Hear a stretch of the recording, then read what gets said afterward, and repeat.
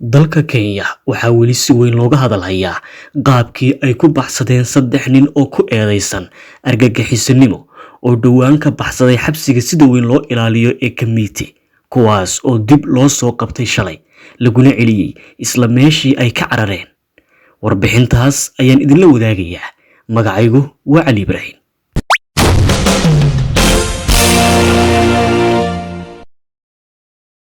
Habeenkii ay raggaasi baxsanayeen waxaa la sheegay in ay dejiyeen hab sare oo ay ugu suura geli karto in ay ku baxsadaan, iyadoo la soo tabiyey inay isticmaaleen bustayaal iyo xaaqino, kuwaas oo inta ay isku xirxireen ay ka samaysteen walax ay u adeegsadaan inay uga gudbaan labada derbi ee sarsare oo ku wareegsan xabsiga. Raggan intii ay baxsad ka ahaayeen waxay maalintii ka dhuumanayeen indhaha dadka, waxayna soconayeen habeenkii, sida uu qoray wargeyska The Standard ee ka soo baxa dalkaasi. Taas ayaa fududeysay in aan dhaqso loo soo qabanin maxaabiistaasi baxsaday.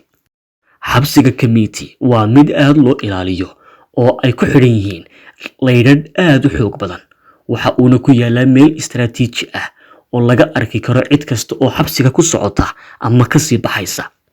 Wararku waxay sheegayaan in ay bulukeetiyo ama jaajuur ka bixiyeen gidaarka xabsiga, sidaasna ay ku baxsadeen saqdii dhexe ee habeenkii Isniintii, waa toddobaadkii aynu soo dhaafnay. Waxay adeegsadeen bir daxalaysatay oo la soo helay intii uu baadhitaanku socday, sida ay qoreen qaar ka mid ah warbaahinta dalka Kenya. 3 nin ayay u suura gashay inay ka gudbaan 3 xayndaab oo ammaanka xabsiga lagu sugayay. Intaas ayaan ku hakinayaa xubinteennii gaabnayd ee maanta. Intaynu warbixin kale oo xiiso leh ku kulmi doono, waxaan idinku dhaafayaa nooli kulante.